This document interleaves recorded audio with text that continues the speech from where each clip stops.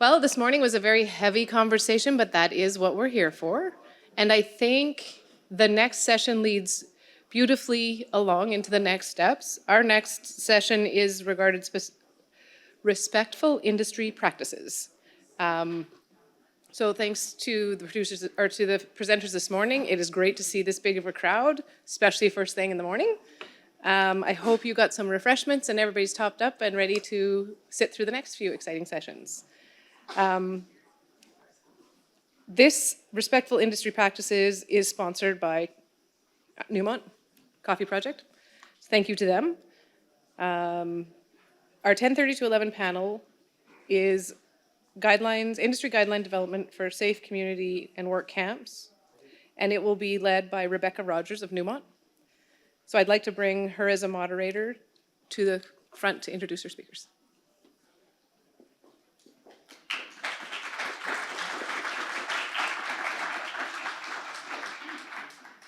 Hello, everyone. Thank you for joining us. My name is Rebecca Rogers, and I work for Newmont, and I also sit on the Yukon Women in Mining Board.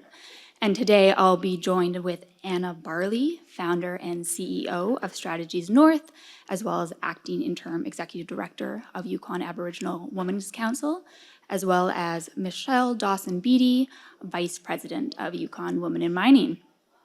And we'll be discussing industrial guideline development for safe communities and work camps. Maybe I'll welcome you both up.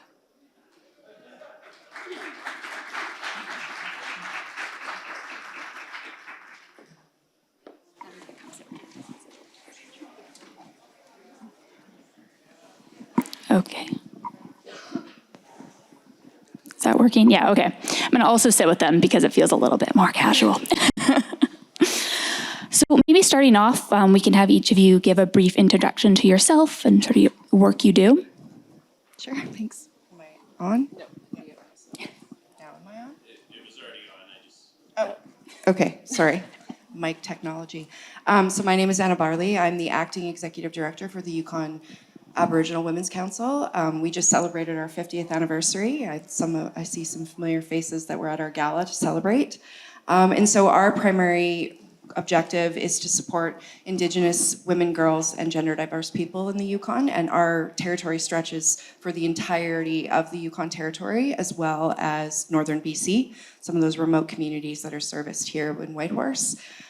We do everything from ISETS training, which is a program funded federally to have Indigenous women and girls go to further their education and life skills, to supporting MMIWG families, helping people in emergency situations, and supporting them through gender-based violence situations as well. So that's a little bit about us. Good morning. My name is Michelle Dawson-Beatty. I am a member of the Champagne-Aniak First Nations, located in southwest Yukon. I formerly was the community liaison for Victoria Gold. I've been vice president for the Yukon Women in Mining for, I think, 2 years now. I'm also the chair of the Fish and Wildlife Management Board and the president of the Yukon First Nations Hockey Association. So I wear many hats. And I'm super happy to be here today. I just want to acknowledge the Kwalendun First Nation and the Tawanquanchik Council for letting us have this panel in their beautiful longhouse and on their traditional territory. A little bit about Yukon Women in Mining. We've been around for a few years now. I should have this off the top of my head. I'm sorry, I forgot. Missed that one. We're an advocacy group for Yukon Women in Mining, but also promoting education, careers within the mining industry, and being a voice for Yukon Women in Mining. I think that's about it. Is there anything I'm missing? That sounds great. Okay. So maybe to start off with, can you both sort of share why your respective organizations are interested in the topic of safety for women and other groups in relation to mining work camps and communities? So our clients face a lot of the impacts of the socioeconomic impacts that mining and resource development has on Indigenous women and girls and gender diverse people. So we have a vested interest, and just some statistics. In 2016 in Stats Canada, there were 1,327 reported victims of violence. And if you translate that, that's 3 times the national average of circumstances based on per capita. So we see a lot of those impacts. We see a lot of economic disparity. We see a lot of gender-based violence, people fleeing it. And there's lots of reasons for those type of situations, but the more we can be preventative, it will actually impact, this work so much that it's really, really important that we start to work on the prevention rather than dealing with the impacts, right? And I think if you look statistically at investment dollars in prevention, will actually save multiple times when you look at a dollar per dollar investment. So, we see it in real time every single day as our clients come through the door, as we support families through various things. And, a huge population of transient workers, when they come into resource development, has a major impact. Housing is impacted. Economic disparity is impacted. It really has far-reaching effects beyond just the individual families. There's socio impacts, there is cultural impacts.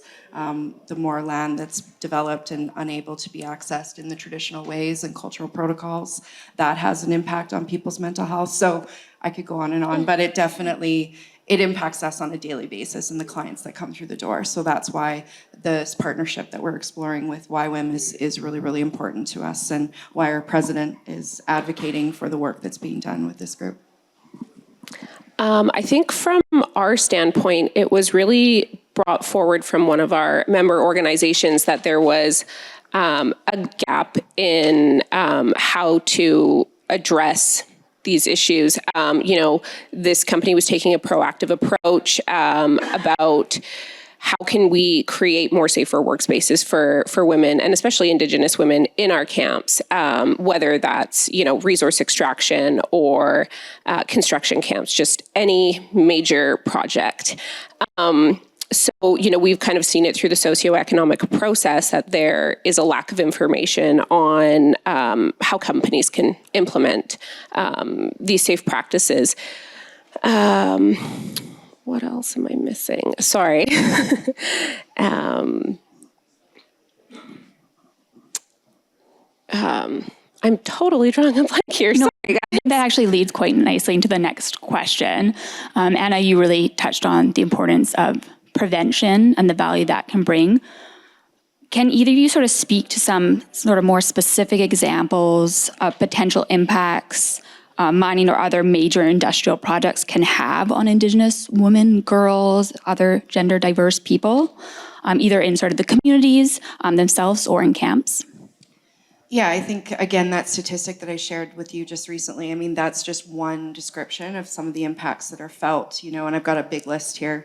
The strain on the mental health and social service sector, for example, many of the NGOs, there's a lot of NGOs in the Yukon, but many of them are underfunded. And so when we feel those pressures on the social service structures that exist for community members, for Indigenous women and girls, there's not enough to go around, and that has a major impact on their, home life, their mental health, and those kinds of things. We see an increase to gender-based violence, both intimate partner and otherwise. And then there's also the financial abuse that sometimes comes along with that, with the economic disparity. We see a rise in substance abuse as another example. Population changes, and again, the pressures on housing, all of those different things. The impacts are far-reaching, and it's not to say that mining can't be done or any other resource development can't be done responsibly. It's just a matter of changing our practices and kind of doing things on a more preventative, proactive way. It's really great to hear some of those examples because as, mining companies, we kind of hear one-off examples. We aren't able to hear the farther reaching impacts that are being had. So, from a mining organization working collaboratively with these NGOs and these advocacy groups, it really opens our eyes and looking at how we can help better, how we can be better community members and support, those that are struggling. And I think, where we're at right now, we're just in the very initial stages of this planning process for the forum that we're planning on having in 2025. And I think bringing together First Nations, NGOs, advocacy groups, industry to solve these problems and create a guidance document that companies can then go and implement within their camps. I think it's going to be really raising the bar and doing something different that necessarily hasn't been done across Canada. And it's really exciting. And I think keeping the focus on being collaborative, and it's not a finger pointing exercise. And what is being done wrong, it's how can we do better? Yeah, our president has worked in the mining industry for over a decade, Terry Sabo, and so she is a huge proponent, obviously, of doing things in the right way, but also, livelihoods depend on resource development, whatnot. So we definitely don't want to vilify the industry, but how can we collaborate and work together to do things in a better way? And it's not, and I think a lot of times when you start talking about mitigation measures, preventative measures, they think, oh, how are we going to do this? What is the cost going to be? Some of them can be very simple, right? For instance, having a mentor on site for people, having a cultural support worker on site, so when people are struggling in the camp type situations, there's somebody there for them to go and talk to. So we aren't talking about drastically changing the whole system. We're talking about little nuanced opportunities to be able to put into place. They're going to help people in their mental health space, that are going to support families, so there's less disruption from a family perspective to support them, because it might not be the partner might work in the mine, and the other partner, the mom or whatever, makeup, gender diverse or whatever that looks like, could be at home with the children. Even though the impact might be felt and the stressors and the frustrations might be felt on the part of the person working at the mine, that has an impact when they go home. So how can we prevent and how can we support people through that so that we don't see family disruption, or the minimal family disruption as we can? Because the family is at the root of everything. Yeah, and I think that's such a great point, it's talking about the stress that maybe some men are facing if they're the ones that are, at the mine site. The Grand Chief, he spoke earlier today about men's mental health and how it's so important. And typically, we're focusing on the women because they're raising the children and they're matriarchs and being that solid foundation at home. But making their mental health a priority too, I think is huge. And I know, this whole discussion kind of came out of your guys' recommendation documents, but also being aware that, men are having struggles and we need to be there to support them as well. And, how can we help them when they go home? That's one of the things we hear so often when we have clients coming through the door, is that the men are struggling too, and in sometimes more drastic ways. And I mean, I think if you look at the suicide statistics for young men especially, we're seeing a huge increase in that. And these are the things we have to start to target if we want families to be, robust and happy and content. We have to start addressing that. And we just had our mental health conference tied to our gala as well. And we had lots of men in the room too. So I'm really glad to see that the stigma around men's mental health is being talked about and being, solution focused to kind of help them through that. I think it's really, really important. Thank you both. And Michelle, earlier you sort of mentioned this forum that will be happening in 2025, and I think everyone is on the edge of their seats wanting to learn more about that. Can you talk a little bit about how the idea of developing industry guidelines sort of came about and how you see that being developed? So either sort of through the forum, and what other things may come out of that forum? Yeah, I definitely think bringing, I'll use stakeholders for lack of a better term, into the forum so we can have those really hard discussions, but also come together from both sides on a path forward. What industry might see as, the way to go might not be the way that, the Yukon Aboriginal Women's Council see things in a lot more of a holistic way. I think we're really going to bridge that gap, or at least that's my hope. I'm very optimistic about it. I'm really excited about it, but I know there are going to be a lot of hard conversations to be had. There's going to be probably shared experiences that are going to be hard to hear. And, you know, being on the industry side, it's going to be hard not to try to take on some of that, you know, feelings of maybe guilt if that something happened to somebody. So I think just being open-minded and collaborative as we can be and making it a really safe space. Yeah, and I think, you know, again, this isn't about blaming or shaming anybody or whatnot. We know when you know better, you do better. And so it's about how do we move forward in a good way, collaboratively and holistically.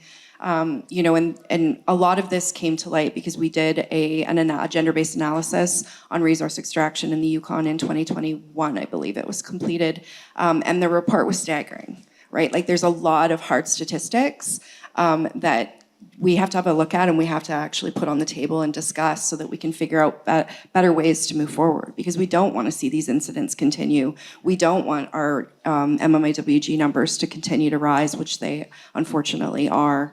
And so I think, you know, when we started talking about this with Yukon Women in Mining, we really wanted to kind of come to a solution. And so I think this forum is the first step towards that, with then being able to provide some key recommendations and guideline documents from the discussions that happen with the mining industry, with the service sector, with other NGOs, so that we can all come from a place of trying to do better. And that's, I think, really where we're all coming from on that.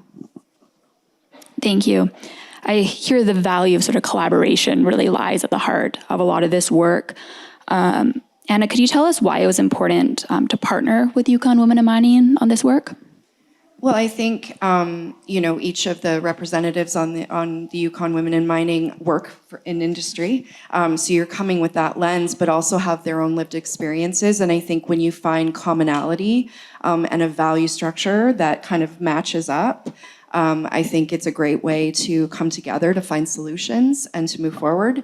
You know, and speaking with these ladies, you know, myself and Terry Sabo, our president, and a few others, you know, it's very clear that YWIM wants to do good things for the community, and even in their, you know, with their industry hats on, trying to make a difference to ensure that we are moving forward in the best way possible. So I think, you know, we've got a shared value system, we want some of the same outcomes, and so I think it just makes sense as far as a collaboration goes.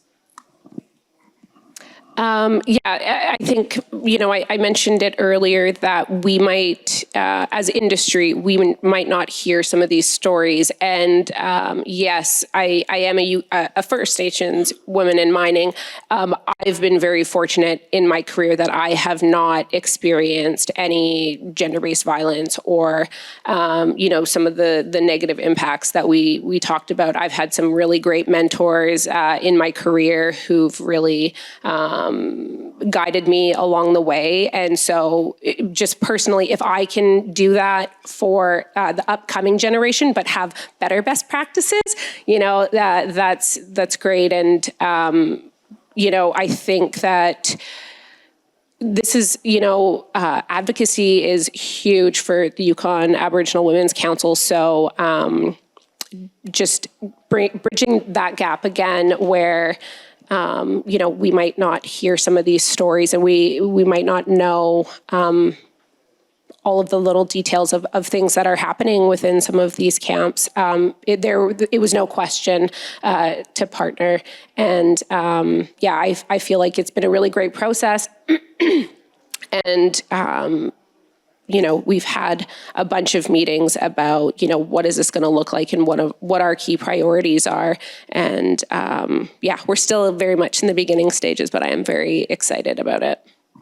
Yeah, advocacy being one of our key pillars of service in the Yukon and Northern BC for our clients and communities.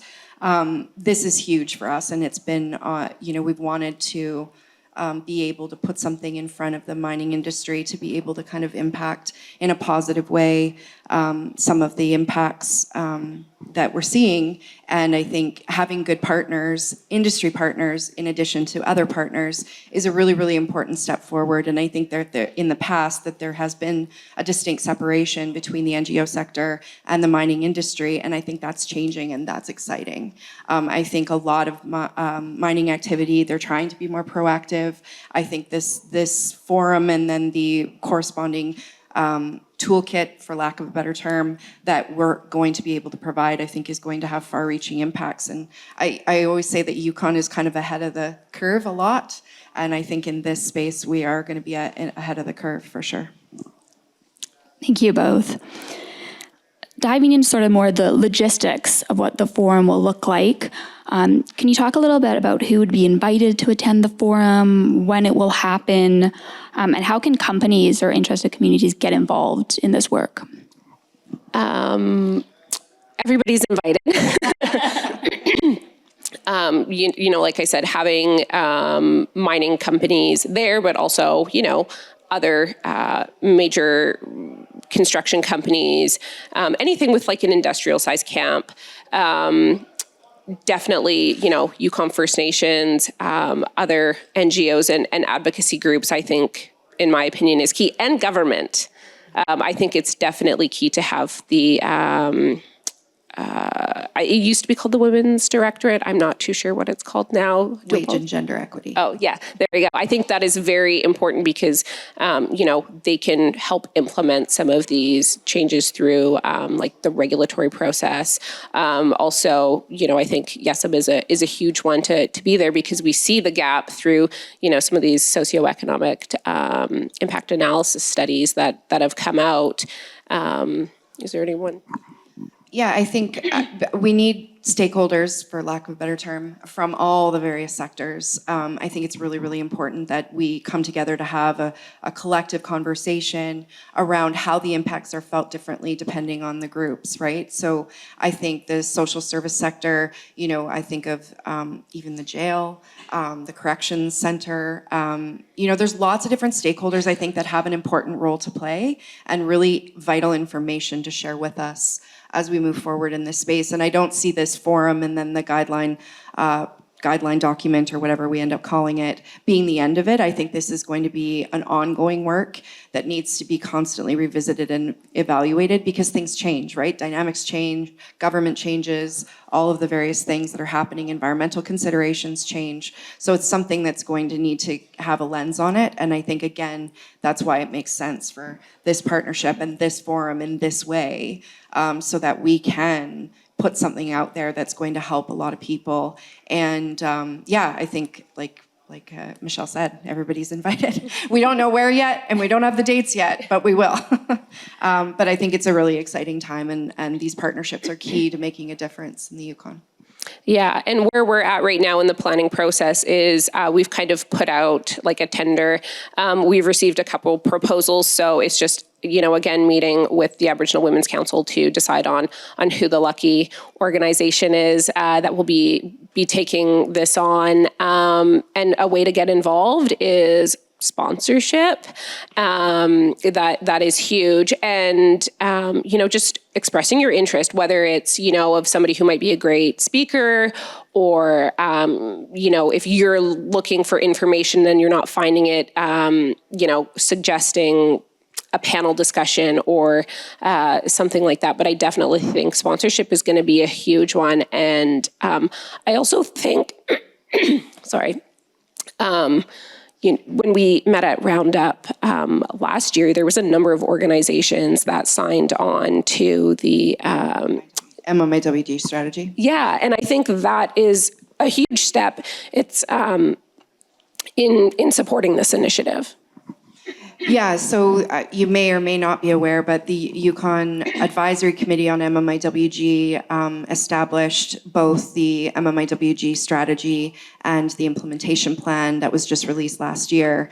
YAC has had a big part in that. We've sat on that committee for basically since the start. But now it's time to do the work. And I think this all ties in, whether it's transportation and making sure we have safe transportation across the territory. We have a project right now that we're undertaking around taxi safety because we're really seeing a lot of really unhealthy behaviors and things happening on the gender-based violence side of things with some of the taxis. So these are small things that other organizations are doing that touch on that MMIWG strategy, but also overall have an impact on the mental health and the resource extraction industry. And so it's even though we're talking about this in the particular lens of how do we improve things from an industry perspective, but that has an impact on the MMIWG strategy and all of the other advocacy work that we do. So this is a key part of it, and one of the key recommendations out of that MMIWG strategy was creating safer environments in camps, and having an overall impact on people's mental health, so that the Yukon is better placed to deal with it from a social service perspective. So yeah, I mean it's all tied together for sure. And yeah, we're doing a lot on the implementation of that strategy, and it would be great for industry and other partners to be at the table to actually address some of those things that are brought forward in the MMIWG strategy and its implementation plan. Thank you. I just can't help but think of the value of being able to talk about this forum before it's fully fleshed out, to really be able to make sure that we're hearing from industry partners, community members about what they want to see at that forum. It looks like we still have a few minutes left if we want to open it up for questions from the audience, so whether that be about Michelle and Anna's work generally or in specific relation to the forum. Although I'll get a speaking spot, I really do want to ask the question about how I'm first grateful at the collaborative approach, grateful that industry is taking part in being leaders in this exercise. The something that is very real in Yukon is that the largest employer is government. So I'm glad to hear they're at the table as well, because they impact the largest number of employees just by virtue of being the largest employer. And we have a different situation in Yukon than many provinces. So happy to hear that everyone's involved, but curious how you're weaving that concept in, because I understand the mining side. I'm a little vague as to how that's all being weaved in. If you could share. Yeah, so from our perspective as an NGO, we work very closely with government, and we've been screaming this at the top of our lungs for many years. And so they are at the table, and we are having these discussions, and how they have a major role to play in this. Minister McLean in WGED has been a big proponent of supporting us, and I think that they'll be largely involved at this table as we start to talk about implementation and what this guidance document looks like. And you're absolutely right, as a major employer, the biggest employer in the Yukon, they also need to make some changes, right? And I think having strong women in the mining sector, the NGO sector represented, but being able to come to as a united front to government for that implementation is going to be key, I think. Yeah, I don't have anything to add to Anna's points other than I think having, yes, us backing what Yacht has been screaming for a few years now definitely helps and puts a little bit more pressure on. There was no resistance from Minister McLean when we approached with this. She was right on board, and how can we help? And again, we're still in those early stages of what it's going to look like. But I think just having the support of each organization really helped. And I think, obviously there is an election looming, and there may or may not be a change in government, but we have the bureaucrats through that process also supporting us. So it's not just the minister, right? It's the deputy minister, it's the MMIWG secretariat, it's lots of layers within government, and that helps kind of get that message through, especially when we've got some really, really supportive people in government that are backing and supporting us. And like you said, how can I help? What do you need from us? So I do think that they're at the table in ways that maybe we haven't seen historically. And I will say that while there's lots of challenges with government, I think we've got a good partner in YG in general. There's still some work to do in some of the social housing and some of the other sectors, but we are doing really well in building relationships and building bridges. Any other questions from the audience? Yeah, I think it's more just a comment. Great work. As part of the strategic plan, Chamber of Mines, one of the things that came to the forefront, or one of the action items, was to help educate our members about the plan and what's going on, and also encourage signatories. We're actually trying to have something happen today, but not going to happen, but there's other opportunities. And also, there are copies of the documents. I just realized they're still in my car. So I will go grab those. So they will be around. Just want to make sure if anybody wants to grab those up. But yeah, also it is a priority for the new strat plan at the Chamber of Mines as well. Yeah, and I again, you may or may not be aware that the Yukon is the only jurisdiction in Canada that has their own MMIWG strategy and implementation plan. So that really speaks to, how important these issues are to people, industry included. So thank you for promoting that and bringing that to the forefront through these conversations. But I mean, Yukon is really blazing a path, and I think this is just another demonstration of that. There is no other jurisdiction in Canada that has a strategy or a plan. And I think that's pretty special. Okay, well, maybe with that, we'll wrap it up. Big thank you to Anna and Michelle for joining us today. It was a great topic.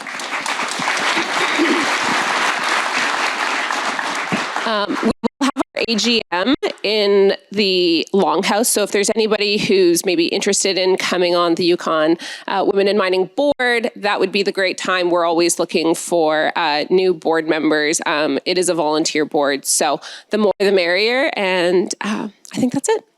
And then for me, if you're looking for more information about what YOC does, yoc.ca is our website. We have a really active, robust Facebook page, and you can reach me at director@yoc.ca. Pretty easy to remember. So if you want more information or want to get more involved with the Yukon Aboriginal Women's Council, please feel free to reach out. Thanks so much. Thanks, ladies. Big round of applause. Well, this is brave work. I can say that I personally signed on behalf of the Yukon Chamber of Mines last year in Roundup. And as such, my company has endorsed it as well. I think it's a really incredible movement that's happening, and I'm not concerned about a change of government. The reason I say that is it doesn't matter. We're all collaborating, and when that movement starts to come together, it doesn't leave room to really mess with it. So great work. I think it's just a real testament to the work that has been done and how much people care. I personally know, and I've worked very closely with Terry, and she is very passionate about this subject. Not unlike Tosh, she'll be very bold and brave in saying exactly what she thinks and not stop until you listen. So great work. It takes people to drive that, and I'm glad you guys have so much support. Thank you, Michelle, for covering off the Women in Mining Board meeting. I don't have to worry about forgetting that.